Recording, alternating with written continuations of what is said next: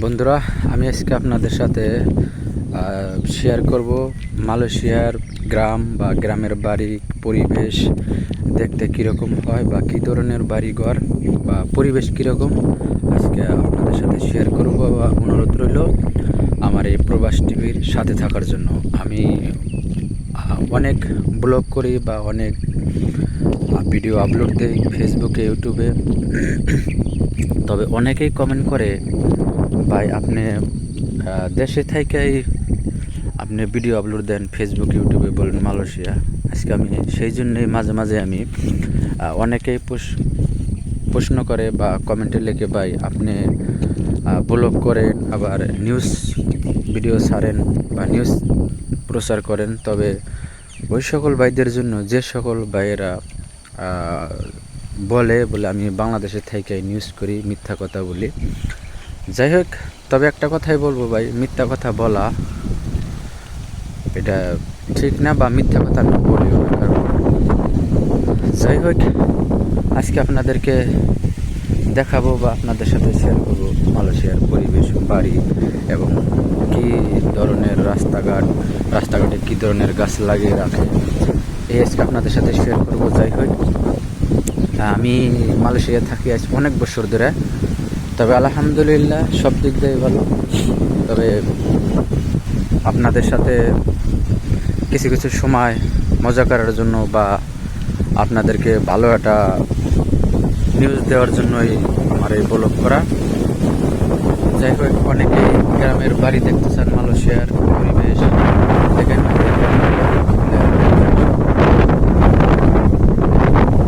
রাস্তার পাশে এরকম গাড়ি রাখে বা বাড়ির পাশে রাখে কেউ, বাড়ির বাহিরে কেউ গাড়ি রাখে না। তবে বর্তমান মালয়েশিয়াতে চাইনিজ নিয়ারের বন্ধ, যেমন তাদের একটা অনুষ্ঠান, সেই অনুষ্ঠান অনেক দিনের বন্ধ, তাই হয়তো বা কেউ আত্মীয় স্বজন আসে বাড়িতে বেড়াইতে, সেই জন্য ভিতরে জায়গা না হইলে পরে রাস্তার পাশে রাখা আর কি।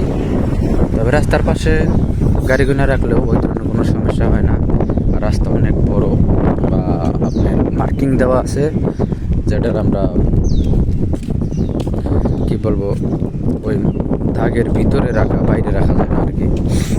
আর এটা গ্রাম তো, শহর না, কারণ এই জন্যই অত গাড়ি চলাফেরা করে না। যাই হোক, রাস্তার বাড়ির পাশে আপনার ফুল গাছ, অনেক ধরনের গাছগাছালি লাগিয়ে রাখে। খুব সুন্দর একটা পরিবেশ গ্রামের, দেখেন।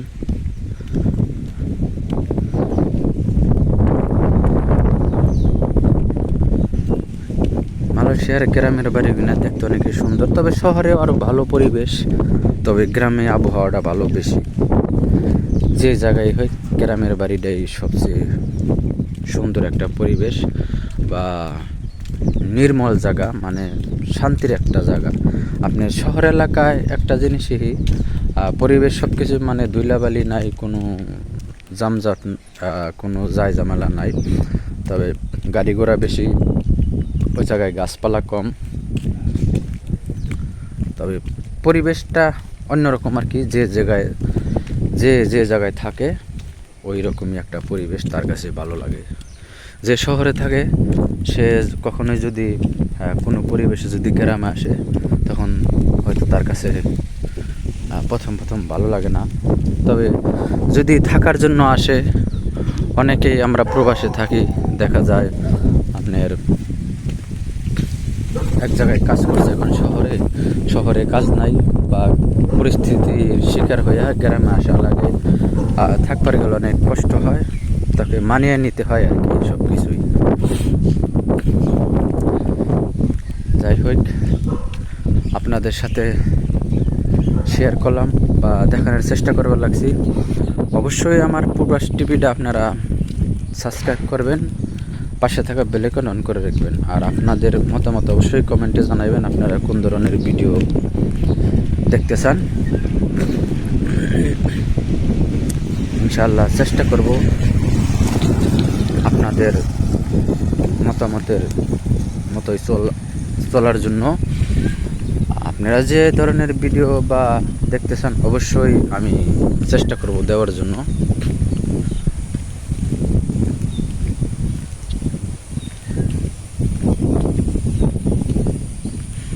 অনেকেই কমেন্ট করেন ভাই মালয়েশিয়া গ্রামের বাড়ি দেখাইতেন যদি, বা একটা ভিডিও করতেন, আপলোড দিতেন, আমরা দেখতে পারতাম। যাই হোক, নিজেও দেখি, আপনাদেরকেও দেখাই। খুবই একটা সুন্দর পরিবেশ। তবে ইনশাআল্লাহ শহরে যাওয়া হয় না, আমরা গ্রামেই থাকি। তবে আমরা যে জায়গায় থাকি এই জায়গায় মানে বাজার ঘাট বা সব কিছুই পাওয়া যায়। আপনার পরিবেশটা খুবই ভালো, আর এই জায়গাটাও ভালোই, খারাপ না, সবই পাওয়া যায়। আপনার শহরে যাওয়া লাগে না কোনো কিছুর জন্য। আপনার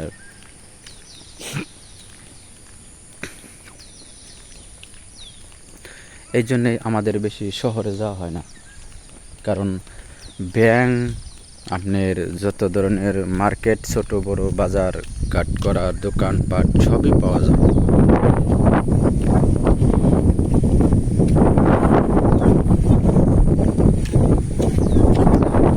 যখন আমরা নতুন আসছিলাম 2010-এ, তখন এত কিছু ছিল না। তখন আমরা ওই 50 কিলোমিটার দূরে আমরা বাজার ঘাট করতে যাইতাম, বা ওই জায়গায় টাকা ছাড়তে যেতাম।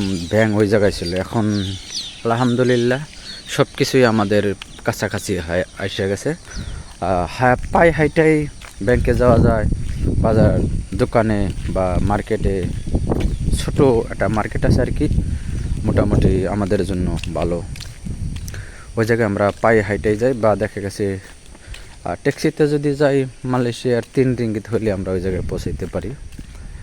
আর আগে আমরা যাইতাম তখন 20 রিঙ্গিত লাগতো ট্যাক্সিতে যাইতে, আর এখন 40 বা 30 রিঙ্গিতে এরকম নেয়। তবে অনেক বছর ধরে ওই জায়গায় আমরা আর যাই না সঠিকভাবে। এমনি মানুষের মুখে শুনি আর কি, কারো যদি প্রয়োজন হয় যাওয়ার জন্য, বা ওই জায়গায় সরকারি হসপিটাল আছে, ওই জায়গায় আপনার যদি প্রয়োজন হয় হসপিটাল, তাহলে আর কি শোনা যায় ট্যাক্সিওয়ালা 40 টাকা নিছে এই। তবে আলহামদুলিল্লাহ ওই ধরনের কোনো সমস্যা আমার হয় না, বা যাই নাই আর কি। 7-8 বছর ধরে যাই না।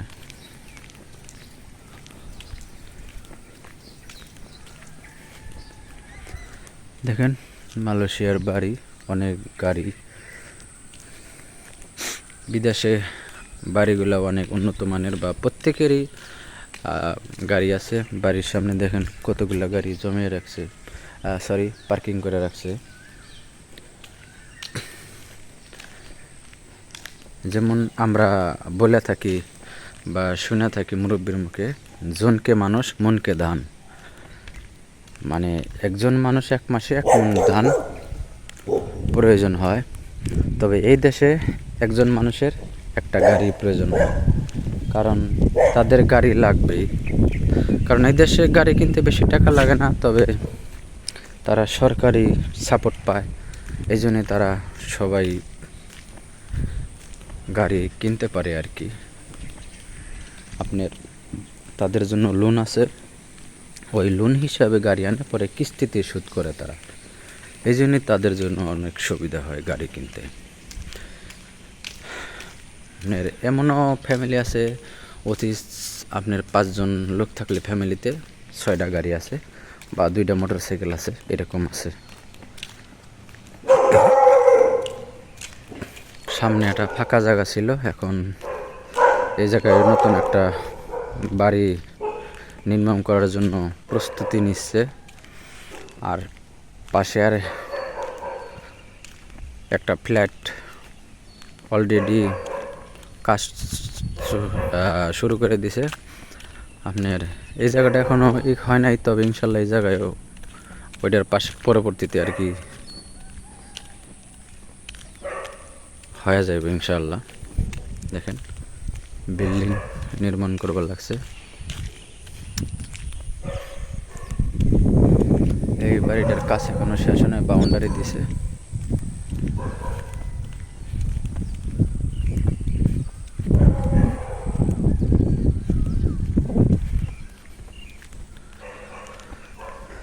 তবে আপনাদের সাথে শেয়ার করলাম মালয়েশিয়ার গ্রামের বাড়ি দেখতে কীরকম। যাই হোক, নীরব আপনি রাস্তাঘাটে কোনো যানবাহন নাই, কোনো লোকজন চলাফেরা করে বলাছে না। এখন সকাল 8টা বাজে মালয়েশিয়ার টাইম, এই জন্য কোনো লোকজন নাই, ছুটির দিন। আমি যাচ্ছি একটু একটা দোকানে, আমার একটু প্রয়োজনীয় জিনিস লাগবে, সেই জন্যই যাচ্ছি। তাই আপনাদের সাথে শেয়ার করলাম। আর অত সকালে ট্যাক্সি পাওয়া যায় না, পায়ে হেঁটে যাবে লাগছি। এই হলো আপনার মালয়েশিয়ার বাড়ি। আর আরেকটা কথা হলো, মালয়েশিয়াতে প্রত্যেকটা বাড়িতে আপনার কুকুর পালে। তারা কুকুরটারে এমনভাবে পালে বা মানে তাদের যে একটা জোগাল করে, দেখাশোনা করে, অনেক মানে তাদের প্রতি অনেক শ্রম দেয়। খুবই সুন্দর একটা পরিবেশ বানিয়ে রাখে তাদের জন্য। তবে কী জন্য রাখে বলতে পারি না, আপনারা বলতে পারেন বলে চোর ডাকাইতের ভয়ে না। এই দেশে কোনো চোর ডাকাইত ওই রকমভাবে আমি অনেক বছরের দ্বারা আসি মালয়েশিয়াতে, কখনোই শুনি নাই। তারপরেও প্রত্যেকেই বাড়িতে আপনার কেউ 2টা 3টাও পালে কুকুর, এরকম আছে।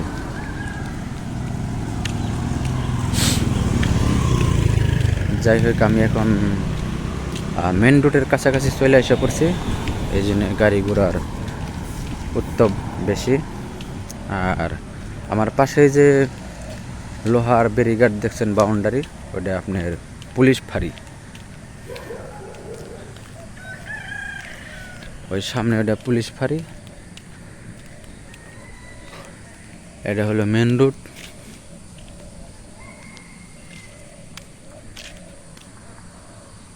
আমি মেন রোডে এসে পড়ছি। তবে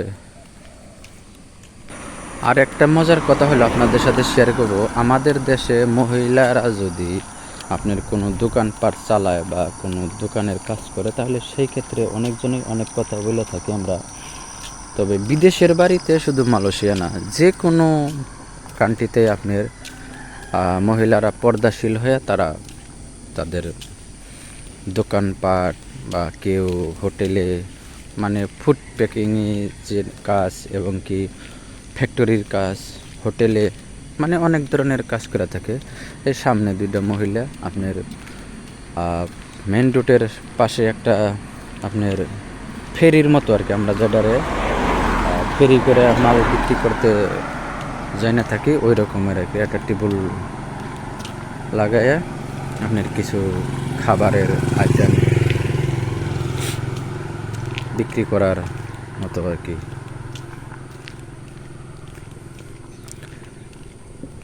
এই হলো আপনাদের জন্য কথাগুলো। তবে আমাদের দেশের মতো ওইরকম কোনো কান্ট্রিতে নাই বলে একটা মহিলা কাজ করলে পারে, তার অনেক ধরনের অনেক কথাই বলে। তবে যাই হোক ভাই, একটা ভিডিওর মধ্যে অনেক কথাই বলা হয়।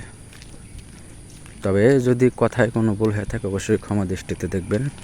মানে প্রয়োজনীয় যা কিছু কথা না বললে হয় না, তাই সেই কথাগুলোই বলি। সবাই ভালো থাকবেন, সুস্থ থাকবেন।